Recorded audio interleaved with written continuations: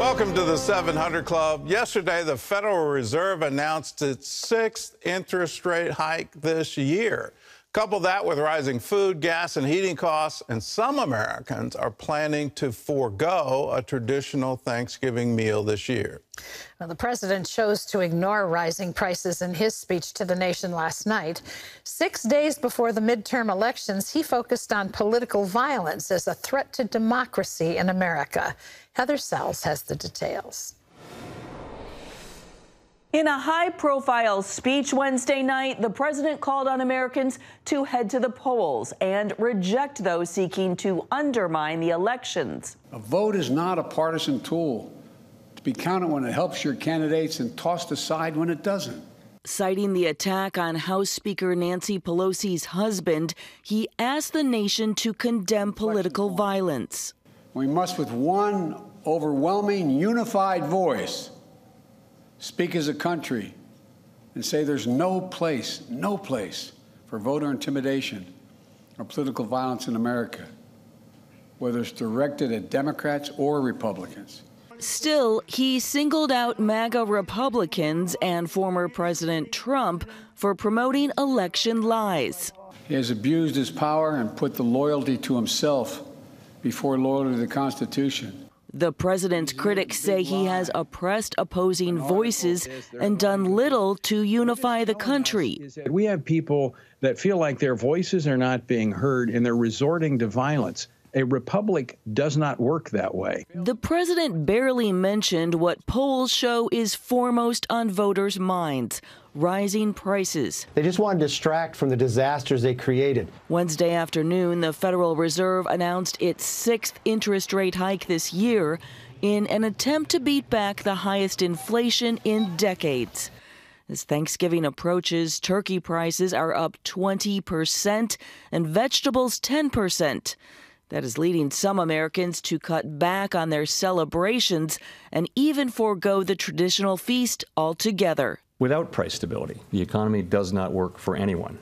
The Fed is trying to achieve a sweet spot, use interest rate hikes to slow the economy enough to lower inflation, but not so much that they trigger a recession. All while keeping in mind the lives of real Americans who are finding it difficult to manage credit card debt or buy a home as interest rates rise. Mortgage rates are up over 7% for a 30-year fixed, and that's hit housing demand very significantly. Still, Fed Chair Jerome Powell warned more rate hikes may be coming. The historical record cautions strongly against prematurely loosening policy.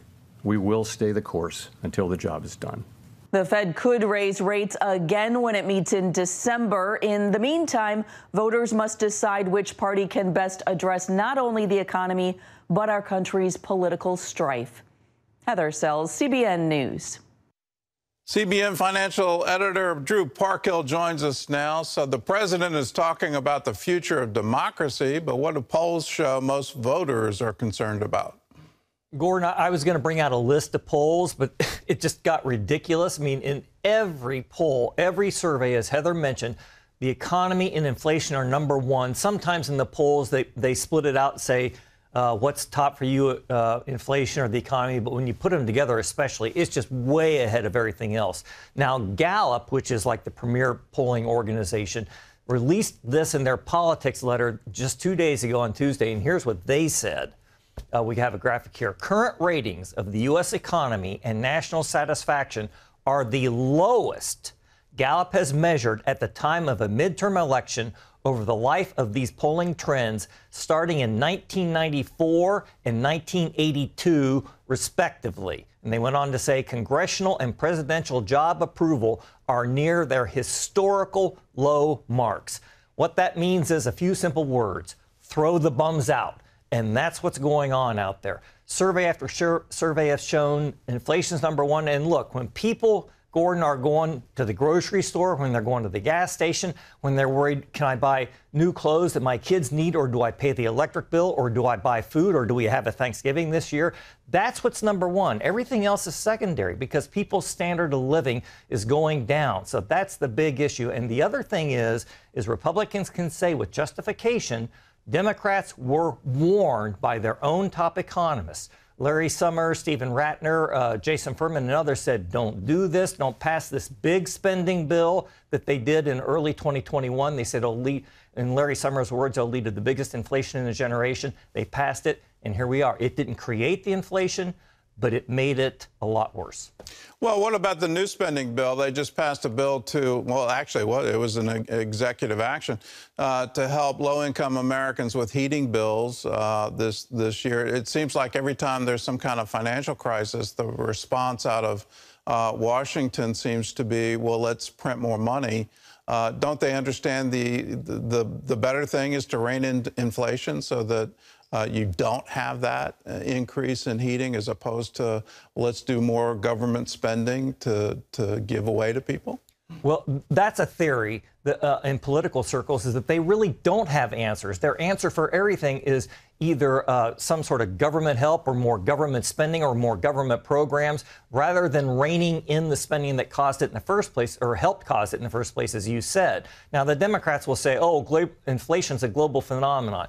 Yes, partly, but it has different causes in different places. Here, we would have had inflation anyway, like I said, but they made it worse with the big spending. This heating program is not a huge program, but it's of a piece of their answer to everything, which is constantly spending more, and they're going to pay the price for it, it looks like Tuesday. I'm reading stories, hearing stories, and there are stories out there that hardcore Democratic voters who are lifelong Democrats, et cetera, and so forth, they're voting Republican because they're just fed up, and that Gallup newsletter explains why. All right. Well, how long is the Fed going to keep raising rates? Chairman Powell seemed to say, you know, we're not going to flinch here. We're going to keep going. So what's your forecast for how many rate increases are we going to see? He said something extremely important yesterday that was in Heather's story. He said the historical record shows we can't back off. Now, what he was almost certainly talking about was a guy named Arthur Burns, who was the chairman of the Federal Reserve Board from 1970 to 78.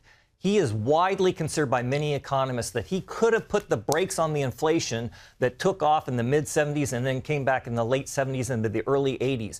And that has spooked many economists since then. Now, some disagree. They don't all think that, but it's a widespread view. And so Powell, when he says history shows you can't back off too early, he's almost certainly referring to Arthur Burns. And what that, now we don't know how long it's going to go on. And he said yesterday, we don't know how long they're going to keep raising rates. But he also said the final level of our rate increases, rates are going to go higher than what we had been thinking. So if inflation's running at 8%, you could see rates going up in the 6-7% range. We don't know, maybe 8 or 9, depending on how long it is till inflation starts to come down. Well, it's at 7% now. 30-year mortgage crossed 7%. Exactly. So are we looking at late 70s interest rates? I mean, those got to 15%. Oh, please no. I doubt it seriously because inflation was higher, at least as it was measured then. If we measured it the same way now, it might be higher.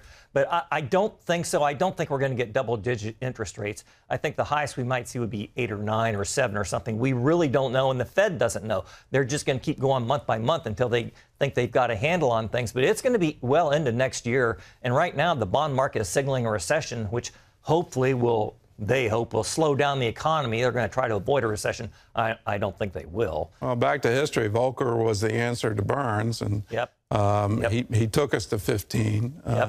And 10% isn't that far behind 7% at the current rate. We could be there by June. So. Oh, happy days are here again. Oh, yeah. Okay. Let's hope not. Well, Drew, let's hope not. Thanks for the insight. Sure thing. In other news, Benjamin Netanyahu's victory in Israel could be an even bigger than expected. John Jessup has more on that story from our CBN News Bureau in Washington. John? That's right, Gordon. With more than 90% of the votes counted, Benjamin Netanyahu's Likud party has garnered more than 1 million votes. Along with allied parties, his bloc could take 65 seats, earning a comfortable margin in the 120-seat Knesset.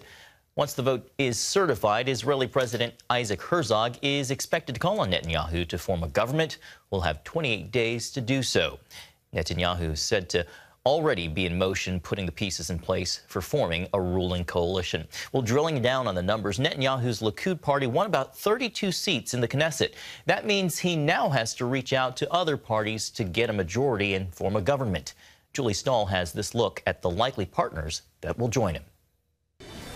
The main possibilities to join Netanyahu would be the religious Zionist Party, as well as the ultra-Orthodox United Torah Judaism and Shas parties. I think Israel is supposed to be democratic and Jewish. I don't accept the separation. I think that Israel, if Israel will be more Jewish, it will be more democratic, and it will be more democratic, it will be more Jewish, because the public in Israel is very strong in its Judaism. Knesset and religious Zionist Party member Simcha Rothman has seen an upsurge in support during this round. Many supporters come from communities in Judea and Samaria that have been sidelined by the current largely secular government and recently attacked by terrorists. Israel is a very conservative society politically, in the way of life, in the culture, in the family. The second Israel will be able to decide its faith democratically, you will see the people choose more Jewish values, because that's what the people in Israel want. Jews of American and European descent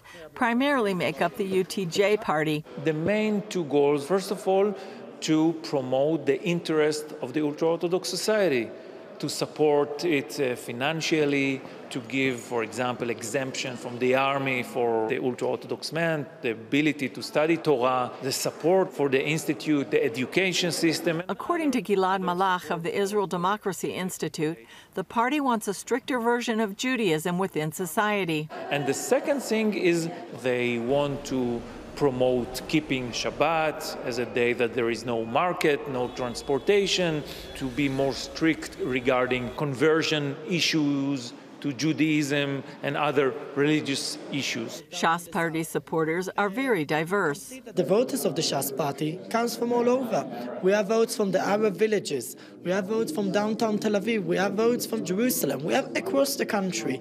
Because people understand for a stable future for the kids, they need to vote for Shas. Because no matter who you vote, you need to bring the following day bread to your table. While the religious Zionist Party and UTJ push for a more strict definition of who is considered a Jew and therefore allowed to immigrate to Israel, the Shas founder had a broader view. Rabbi Ovadia Yosef was the only chief rabbi of Israel that recognized the Jewish people from Ethiopia as Jewish. And it's known that people from Russia get recognition straight away that you're Jewish. They also support the peace process. Shas Party is the only religious party that joined the Rabin government in 1992. And we want peace. We're running for peace. Julie Stahl, CBN News, Jerusalem. Thanks, Julie. Gordon, back to you. Well, interesting analysis to get into the various political parties that exist in Israel. And it's a nation that, quite frankly, is divided. The joke in Tel Aviv is you need a passport to go to Jerusalem. And so they view that internal divide, that are you a secular Jew? Are you a religious Jew? If you are, well, you're going to live in Jerusalem. If you're secular, you're going to live in Tel Aviv. And that's showing up in their politics. But when you add into the mix, you know, a perception of weakness on the part of your enemies, and so now Hamas and Hezbollah are ramping up terrorist attacks, well, then the population comes together and says, no, we want someone who defends our borders, someone who can stop this kind of violence, and we will vote then according to that. And that's what I think we're seeing coming out of this election, that there's a unifying factor, and that unifying factor is anti-terrorism.